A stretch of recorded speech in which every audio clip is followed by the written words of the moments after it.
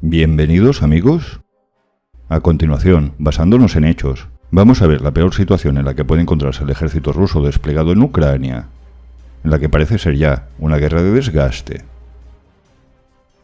Rusia inició la invasión de Ucrania con 200.000 soldados.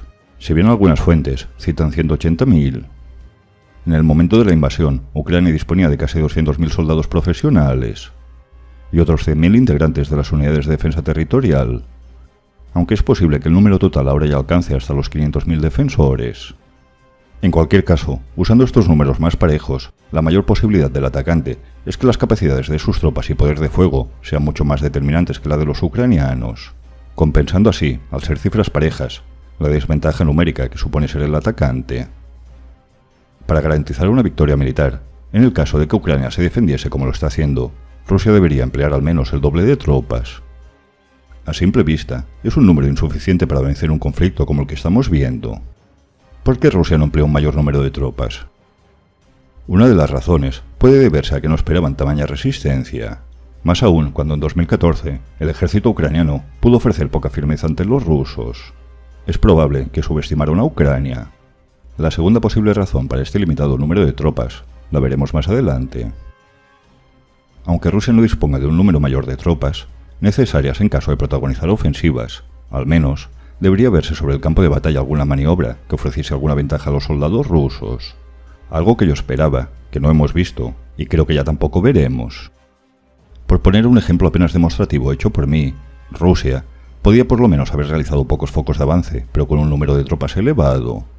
Por ejemplo, centrar dos avances para conectar Crimea con Rusia a través del territorio del Donbass, facilitando así la logística de las tropas que avanzaron desde la península de Crimea.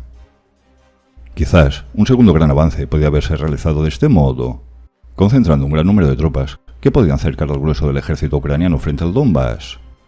Junto a estos avances de ejemplo, Rusia podía haber concentrado el restante de tropas en otros pocos puntos que ellos consideraran estratégicos. A pesar de disponer de aproximadamente el mismo número de tropas que Ucrania, el ejército ruso, en lugar de concentrar el grueso de sus tropas en unos pocos puntos estratégicos, decidió extenderlas por centenares de kilómetros a lo largo de la frontera. Y yo sospecho que esto se debe por el error inicial de creer que Ucrania no ofrecería resistencia, o poca y muy local, porque por lo menos de momento, para mí, esta maniobra no tiene sentido.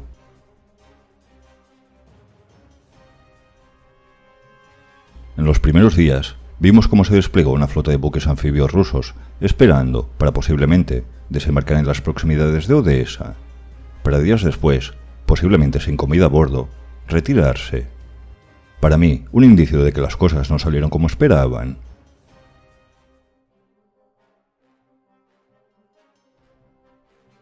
Este otro avance también me parece muy significativo. Avanzar tanta distancia sin controlar el territorio dejado atrás tan solo tiene sentido si se pretendía capturar Kiev sin resistencia. Y ahora sí, si fuese este el caso, sí que tiene sentido el desplegar a las tropas rusas a lo largo de la frontera sin grandes concentraciones de unidades. A mí me da la sensación que parece simplemente una barredura en avance para ir limpiando pequeñas unidades de resistencia y para ir controlando los distintos ayuntamientos, policía local y demás. Si no es una mala planificación en base a una idea errónea, no le veo otra lógica, porque este despliegue no solo no da ninguna ventaja a las tropas, como que ahora mismo es una enorme desventaja para los intereses rusos, y quizás una desventaja fatal.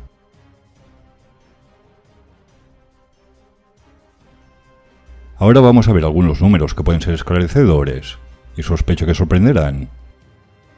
En Ucrania, Rusia ha desplegado en torno a 200.000 soldados. Según la inteligencia occidental, entre un tercio y un cuarto de ellos son reclutas, no son militares profesionales. En torno a 50.000 soldados. Recordad este porcentaje, que será importante en breve. En cuanto a las bajas rusas, las ucranianas no han trascendido. Utilizando el número promedio más bajo dado por la inteligencia occidental, se estima que el número de caídos rusos supera los 4.000. Las cifras más elevadas superan los 7.000, pero vamos a quedarnos con la estimación más baja. No es matemática, pero suele haber el triple de heridos que de caídos, por lo que una cifra orientativa puede rondar los 12.000 heridos. La única cifra que dio Rusia a los pocos días fue de 500 caídos y 1.500 heridos, el triple de heridos. En este caso, el ejército ruso debe haber sufrido unas 16.000 bajas. Y quizá casualidad, o no, pero 16.000 se supone que son los soldados sirios que reforzarán a las tropas rusas. Con algo en torno a 16.000 bajas, y contando con 200.000 soldados, esto supone que el ejército ruso ya ha perdido el 8% de sus tropas. Aunque puedan sorprender, estas cifras que veremos a continuación son muy comunes. Se considera que una unidad que ha sufrido el 10% de bajas es una unidad severamente castigada.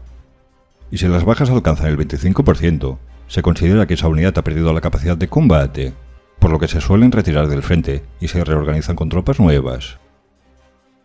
En 3 semanas, con una estimativa moderada, Rusia ya ha perdido al 8% de sus tropas, y si bien aún no es un número preocupante, empieza a estar cerca de serlo.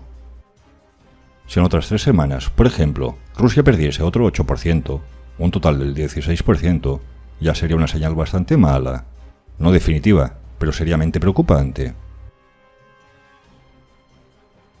Las Fuerzas Armadas rusas están formadas por 900.000 soldados, de los cuales casi 400.000 corresponden al ejército de tierra, incluidos 40.000 pertenecientes a las tropas aerotransportadas, 150.000 corresponden a la Armada, 160.000 a la Fuerza Aeroespacial, otras 160.000, y aquí varía el número y la función, corresponderían a tropas de cohetes estratégicos, a unidades de apoyo o a diversas tropas de mando, y otros 90.000 a otras unidades, incluidos 20.000 de las fuerzas especiales. El ejército de tierra ruso cuenta con 400.000 soldados profesionales.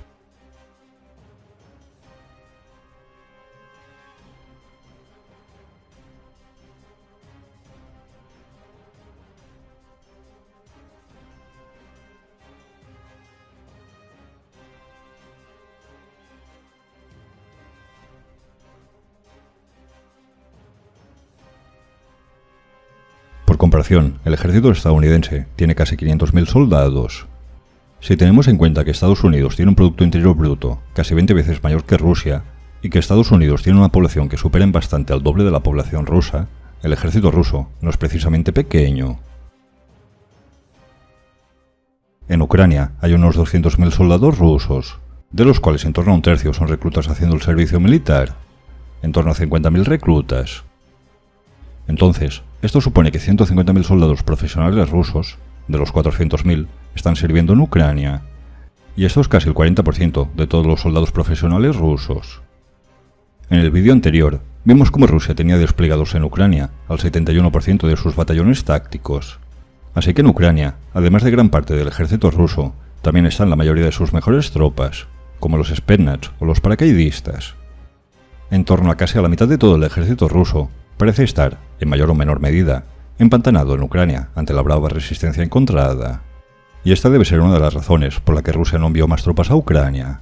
De profesionales ya ha involucrado un número muy alto, y por la que de momento tampoco vemos enviar más refuerzos rusos a Ucrania. No van a comprometer allí a prácticamente todo el ejército ruso profesional.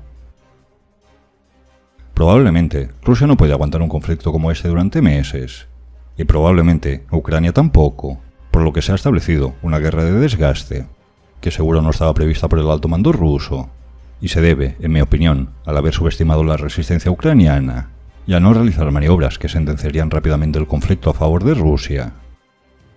Estos últimos días hemos visto muchos menos avances rusos, y más el empleo de todo tipo de artillería o cohetes, de los que Rusia sí dispone en vastas cantidades.